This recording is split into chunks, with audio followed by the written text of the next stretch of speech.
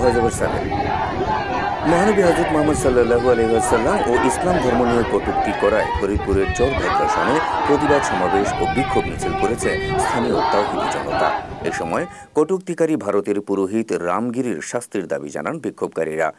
রোববার সকাল 10:30টায় চরভদ্রাসন সদর বাজারে ওলামা পরিষদের আয়োজনে এই প্রতিবাদ সমাবেশ ও বিক্ষোভ মিছিলে ধর্মপ্রাণ মুসলমান সম্প্রদায়ের রোববার সকাল 10:30টায় চরভদ্রাসন সদর বাজারে ওলামা পরিষদের আয়োজনে এই প্রতিবাদ সমাবেশে বিক্ষোভ মিছিলে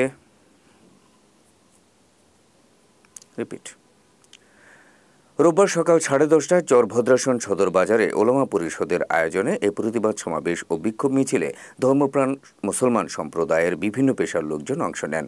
সভা শেষে প্রতিবাদ মিছিলটি বাজার কাঠপট্রি ও হাসপাতাল রোড হয়ে একই স্থানে গিয়ে দোয়া মোনাজাতের মধ্য দিয়ে শেষ হয়। উপজেলা ওলামা পরিষদের সভাপতি মুফতি মোহাম্মদ জাকারিয়ার সভাপতিত্বে সমাবেশে বক্তব্য রাখেন ওলামা পরিষদের প্রধান উপদেষ্টা হাফেজ নোমান মনসুর, হাফেজ আব্দুল মান্নান, মাওলানা জহুরুল হক, মাওলানা জাহাঙ্গীর আলম ফাহিম, মুফতি সেলিম হোসাইন, মুফতি রফিকুল ইসলাম, মাওলানা মিজানুর রহমান আমিনী ও মুফতি সালাউদ্দিন প্রমুখ।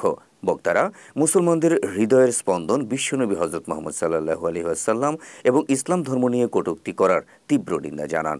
এ সময় প্রিয় নবীকে নিয়ে কটূক্তিকারীর দৃষ্টান্তমূলক শাস্তির দাবি জানান বক্তারা, যাতে ভবিষ্যতে আর কেউ বিশ্ব মুসলিম উম্মার কলিজা হযরত মুহাম্মদ সাল্লাল্লাহু আলাইহি ওয়াসাল্লামকে নিয়ে বাজে মন্তব্য করার সাহস না পায়।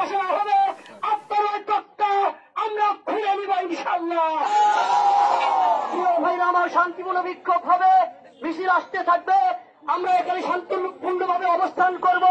আমাদের আপনারা জানেন ওই নির্দেশ গিরে এবং যে দুইজন মন্তব্য করেছে আমাদের রাসূলুল্লাহ সাল্লাল্লাহু আলাইহি ওয়াসাল্লাম সম্পর্কে